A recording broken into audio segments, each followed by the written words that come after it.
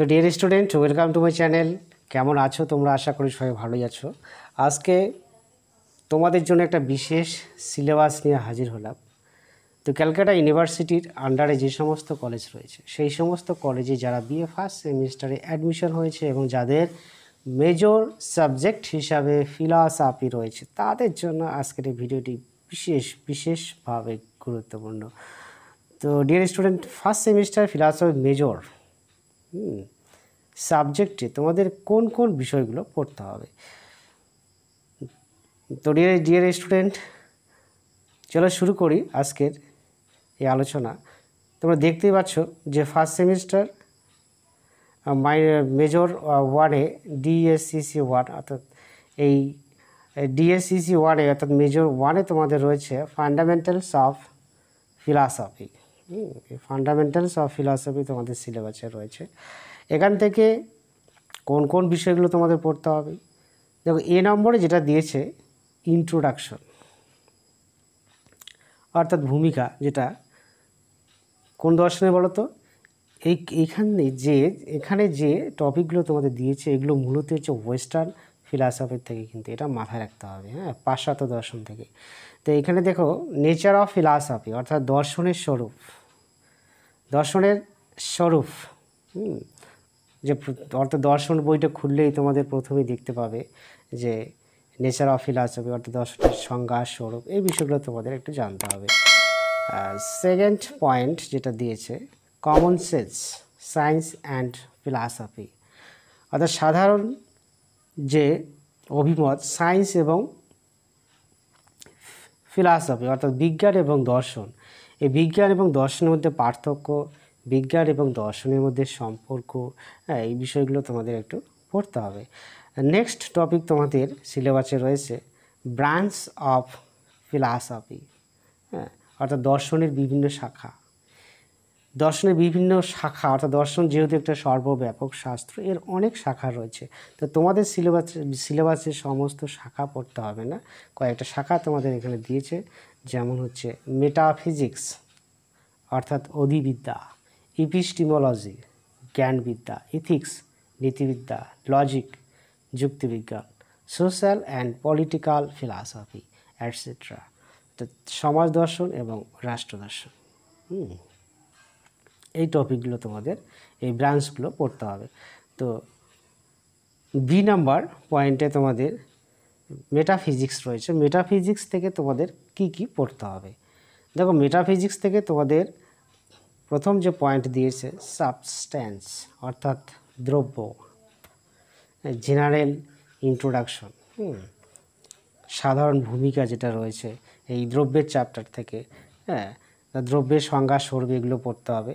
আর পড়তে হবে কি? র্যাশনালিস্ট ভিউ অফ সাবস্ট্যান্স, র্যাশনালিস্ট অর্থাৎ বুদ্ধিবাদ, হ্যাঁ, এই বুদ্ধিবাদী অভিমত, দ্রব্য সম্পর্কে বুদ্ধিবাদীদের অভিমত তোমাদের পড়তে হবে। দেখো, বুদ্ধিবাদী দার্শনিক হিসাবে এখানে রয়েছে তোমাদের ডেকার্ট, স্পিনোজা, লাইবনিজ, এই তিনজন দার্শনিকের অভিমত কিন্তু তোমাদের এখানে পড়তে হবে। নেক্সট হচ্ছে দেখো দ্য এম্পিরিসিস্ট ভিউ অফ সাবস্ট্যান্স, অর্থাৎ অভিজ্ঞতাবাদী অভিমত দ্রব্য সম্পর্কে। অভিজ্ঞতাবাদী দার্শনিক কারা কারা? এখানে রয়েছে লক, বার্কলে এবং হিউম। এই তিনজন দার্শনিকের দ্রব্য সম্পর্কে অভিমত তোমাদের পড়তে হবে। নেক্সট পয়েন্ট বা নেক্সট চ্যাপ্টার যেটা দিয়েছে সেটা হচ্ছে কজালিটি, অর্থাৎ কার্যকারণ তত্ত্ব, the Notion of causal relation, অর্থাৎ কার্যকারণ সম্বন্ধ সম্পর্কে যে মতবাদ সেটা তোমাদের পড়তে হবে। এই কার্যকারণ তত্ত্ব থেকে কী পড়তে হবে? র্যাশনালিস্ট ভিউ অফ কজালিটি, অর্থাৎ বুদ্ধিবাদী কার্যকারণ তত্ত্ব। আর বুদ্ধিবাদী কার্যকারণ তত্ত্ব যেটা রয়েছে সেটা হচ্ছে ইন্টেলমেন্ট থিওরি, অর্থাৎ প্রসক্তি তত্ত্ব সম্বন্ধ। কারণ এবং কার্যের মধ্যে যে সম্পর্ক, সেটা হচ্ছে প্রসক্তি তত্ত্ব সম্পর্ক, অর্থাৎ যৌক্তিক সম্পর্ক। কারা বলেছে?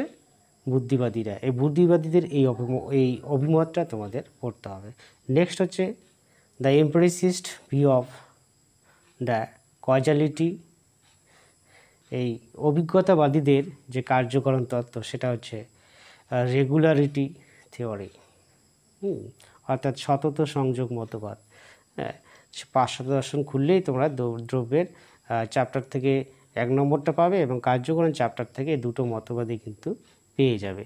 তো এই সিলেবাস ওয়াইজ এই টপিকগুলো তোমরা রেডি করে রাখবে। নেক্সট হচ্ছে সি নাম্বার, ইপিস্টিমোলজি। দেখো ইপিস্টিমোলজির থেকে তোমাদের জ্ঞান, ইপিস্টিমোলজি মানে হচ্ছে জ্ঞানবিদ্যা, আর এই জ্ঞানবিদ্যার থেকে তোমাদের কি কি পড়তে হবে? 3 principal use of the verb to know অর্থাৎ জানা। এই জানা ক্রিয়াপদটির যে ব্যবহার, 3টা নীতি রয়েছে, হ্যাঁ 3টি ব্যবহার রয়েছে, সেগুলো তোমাদের পড়তে হবে। তোমাদের একটু জানিয়ে দিই এ প্রসঙ্গে। দেখো 3টা যে জানা ক্রিয়াপদটির 3টা যে ব্যবহার, সেগুলো কি কি বলো তো? সেগুলো হচ্ছে সামর্থ্য অর্থে জানা, বাচনিক অর্থে জানা এবং পরিচিতি অর্থে জানা। এই 3টে জানা তোমাদের অবশ্যই পড়তে হবে। আর কি বলেছে? কন্ডিশনস অফ প্রপোজিশনাল নলেজ, যে প্রপোজিশনাল নলেজ অর্থাৎ বাচনিক জ্ঞান, বাচনিক জ্ঞানের শর্ত, এই শর্তগুলো তোমাদের পড়তে হবে। তো বাচনিক জ্ঞানের শর্ত কয়টি বলো তো? 3টি রয়েছে। একটা হচ্ছে সত্যতা, বিশ্বাস এবং সাক্ষ্য প্রমাণ। এই 3টা শর্তই কিন্তু তোমাদের পড়তে হবে। এছাড়াও এই টু নো অর্থাৎ জানা ক্রিয়াপদটি অন্য আরেক অর্থে ব্যবহার করা হয়, দুটো অর্থে। সেটা হচ্ছে strong and weak sense of know, অর্থাৎ জানা ক্রিয়াপদটি দুর্বল অর্থে এবং সবল অর্থে, এই দুটো অর্থেও কিন্তু ব্যবহার করা হয়ে থাকে। এটাও তোমাদের পড়তে হবে। নেক্সট পয়েন্ট হচ্ছে theories of origin of knowledge, জ্ঞানের উৎস। এই জ্ঞানের উৎস সম্পর্কে যে মতবাদগুলো, সেগুলো তোমাদের পড়তে হবে। এখানে 3টে মতবাদের কথা তোমাদের বলা হয়েছে। সেটা হচ্ছে র্যাশনালিজম, বুদ্ধিবাদ, এমপিরিসিজম অর্থাৎ অভিজ্ঞতাবাদ এবং কান্ট ক্রিটিক্যাল থিওরি অর্থাৎ কান্টের বিচারবাদ। এই 3টা মতবাদ কিন্তু তোমাদের খুব ভালো করে পড়তে হবে। নেক্সট হচ্ছে ডি নাম্বার। ডি নাম্বারে রয়েছে ইথিক্স অর্থাৎ নীতিবিদ্যা। নীতিবিদ্যার থেকে তোমাদের কি কি পড়তে হবে? দেখো 1 নম্বর পয়েন্টে দিয়েছে nature and scope of ethics, অর্থাৎ নীতিবিদ্যার স্বরূপ এবং বিষয়বস্তু বা পরিধি। হ্যাঁ, এই পয়েন্টটা তোমাদের পড়তে হবে। আর পড়তে হবে ব্রাঞ্চেস অফ ইথিক্স। হ্যাঁ, ইথিক্সের যে বিভিন্ন ব্রাঞ্চগুলো রয়েছে, শাখাগুলো রয়েছে, সেগুলো তোমাদের পড়তে হবে। তার মধ্যে কি কি এখানে দিয়েছে?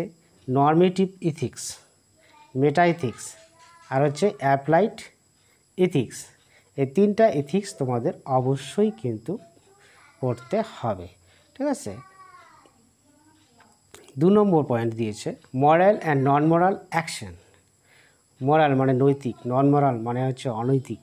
এই নৈতিক এবং অনৈতিক ক্রিয়া, এই নৈতিক অনৈতিক ক্রিয়া, এই কোশ্চেনটা কিন্তু খুব ইম্পর্টেন্ট। হ্যাঁ, নৈতিক অনৈতিক ক্রিয়া পড়তে হবে। Concept of good and bad, ভালো এবং মন্দ, রাইট অ্যান্ড রং, সঠিক এবং ভুল। হ্যাঁ, ডিউটি অ্যান্ড অব্লিগেশন, কর্তব্য এবং ন্যায়পরায়ণতা, হ্যাঁ বা বাধ্যবাধকতা, এটা তোমাদের পড়তে হবে। আর হচ্ছে রাইট অ্যান্ড ডিউটি, এটা হচ্ছে অধিকার এবং কর্তব্য।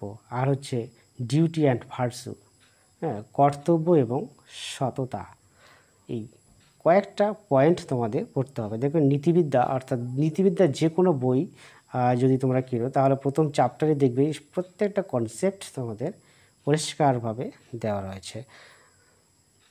আর তোমরা যদি এই নোটগুলো সংগ্রহ করতে চাও নীতিবিদ্যার থেকে, তাহলে সমরেন্দ্র ভট্টাচার্যের খুব সোজা ভাষায় লেখা সমরেন্দ্র ভট্টাচার্যের যে নীতিবিদ্যা এবং ব্যবহারিক নীতিবিদ্যা, তত্ত্বগত নীতিবিদ্যা এবং ব্যবহারিক নীতিবিদ্যা একটা বই বাজারে অ্যাভেলেবেল রয়েছে, সেই বইটা তোমরা সংগ্রহ করতে পারবে।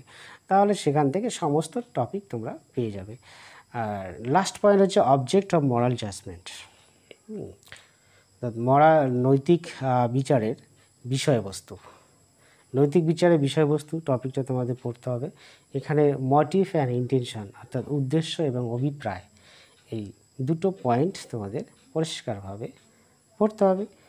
তো তোমাদের কি বললাম, ডি পয়েন্ট, এখানে এই ডি পয়েন্ট অর্থাৎ ইথিক্সের সমস্ত তত্ত্ব পাওয়ার জন্য তোমাদের সমরেন্দ্র ভট্টাচার্যের বইটা, তত্ত্বগত নীতিবিদ্যা এবং ব্যবহারিক নীতিবিদ্যার বইটা ভালো করে পড়বে।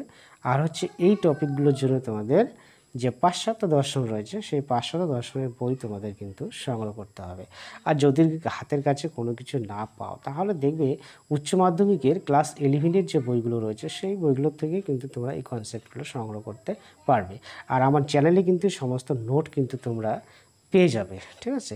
সেগুলো তোমরা প্লে লিস্টে গিয়ে সংগ্রহ করতে পারবে। বিশেষ করে বি এবং সি হচ্ছে ডি, বি সি ডি 3টে টপিকের সমস্ত নোট আমার চ্যানেলে রয়েছে। তোমরা প্লে লিস্টে গিয়ে সেই নোটগুলো সংগ্রহ করতে পারবে।